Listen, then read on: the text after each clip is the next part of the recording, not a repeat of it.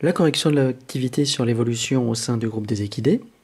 Vous deviez, à l'aide du document numéro 1, retracer l'histoire évolutive des chevaux en complétant l'arbre phylogénétique qui est présent sur le côté, avec l'axe des temps, le nom des espèces et les innovations évolutives des 3 espèces que nous connaissons, 2 en tant que fossiles et une actuelle. Tout d'abord, on commence avec Eohippus. C'est un fossile qui a été retrouvé dans des couches qui datent de 40 millions d'années. Et ses caractéristiques, c'est un crâne avec des petites dents qui sont parfaites pour paître et un pied à 4 doigts qui lui permet de se déplacer en terrain marécageux. Donc ici, on le place sur le côté de l'arbre phylogénétique.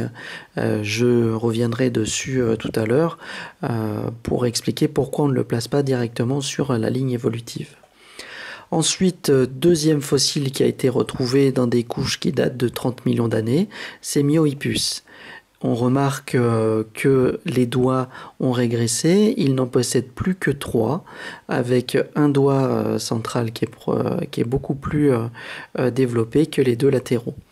Ensuite, on a un développement des incisives, avec un diastème qui se développe au niveau de la mâchoire. Le diastème, en fait, c'est l'écart qu'il y a entre les prémolaires et les incisives. L'avancée des incisives, ça lui permet d'attraper plus facilement l'herbe qui est au sol. Donc il est présent ici et on a une augmentation de taille aussi des espèces puisque Eohippus faisait 40 cm et maintenant on a des individus qui font entre 60 cm et 1 mètre. On termine avec le cheval actuel que nous connaissons.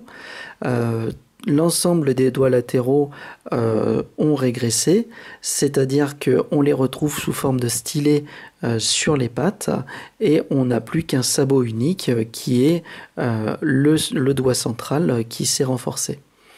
Les dents sont complètement développées avec un diastème qui est encore plus important et une taille qui a encore augmenté puisque maintenant on a des animaux qui font entre 1,40 m et 1,80 m. Donc voilà l'arbre phylogénétique complet. On appelle ça un chronogramme aussi, puisque sur le côté, on fait intervenir le temps. Alors, pour que vous compreniez un petit peu mieux comment fonctionne cette histoire de temps, je vous ai... Donc en fait, j'ai repris le modèle complet. Et on imagine que chaque petit point que je fais sur l'arbre phylogénétique, c'est un individu. Donc, c'est-à-dire qu'au fur et à mesure, on a dans l'espèce des individus qui se reproduisent et qui permettent de perpétuer l'espèce. Au sein de ces individus, on va avoir une innovation. C'est-à-dire qu'un individu va avoir des pieds à 4 doigts. Donc on le place arbitrairement à cet endroit. Et lentement, cette innovation va se répandre au sein de la lignée des chevaux. Au fur et à mesure, le temps passe, les individus se reproduisent et on arrive donc à la période à laquelle on a retrouvé Eohippus. La probabilité que Eohippus soit le descendant direct des chevaux actuels est nulle. C'est-à-dire qu'on a trouvé un individu qui était présent à cette époque, mais qui en aucun cas représente le cheval actuel. C'est pour ça qu'on place toujours les fossiles sur le côté de la ligne. Ensuite, une nouvelle innovation apparaît, le développement des incisives, qui va se répandre au sein des individus.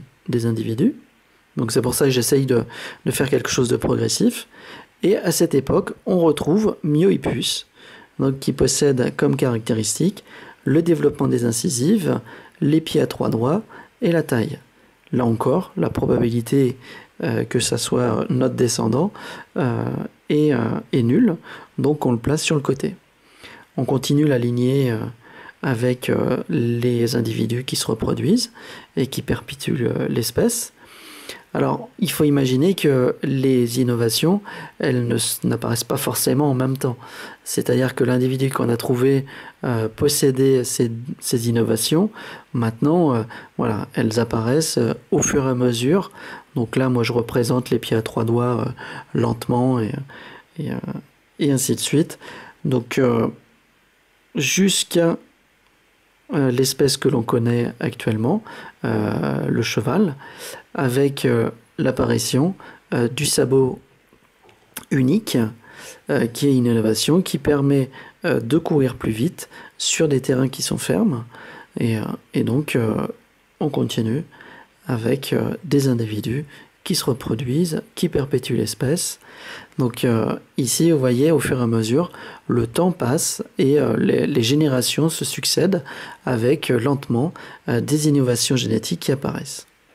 L'activité suivante va nous permettre de travailler sur la classification des mammifères et on va intégrer à l'intérieur les grands singes, y compris nous. Donc tout d'abord, vous avez un premier document qui vous montre la classification de 6 espèces du groupe des vertébrés, dont l'espèce humaine. Donc avec les mammifères qui possèdent le caractère poil, les primates qui possèdent le pouce opposable et les ongles, les cathariniens qui possèdent un orbite fermé au niveau des yeux et les narines rapprochées, et enfin les grands singes avec la présence du coccyx chez ces derniers. Le document numéro 2 présente le pourcentage de différence entre des portions d'ADN chez différents individus. Vous avez tout d'abord l'homme, le chimpanzé et le gorille. Et ensuite, par exemple, si je regarde l'homme, j'ai 1,45% de différence avec le chimpanzé sur l'ensemble des portions d'ADN qui ont été comparées. Le document 3 nous présente un tarsier, c'est le plus petit des primates. Et ce que vous avez à faire, c'est à partir des 3 documents, compléter l'arbre de parenté ci-dessous. Donc ici, ce n'est pas un chronogramme, mais c'est un phylogramme. Donc il n'y a pas la notion de temps qui intervient. Donc vous devez placer les innovations et ici le nom des espèces. Et enfin, vous deviez justifier la présence de l'espèce humaine dans l'arbre de parenté.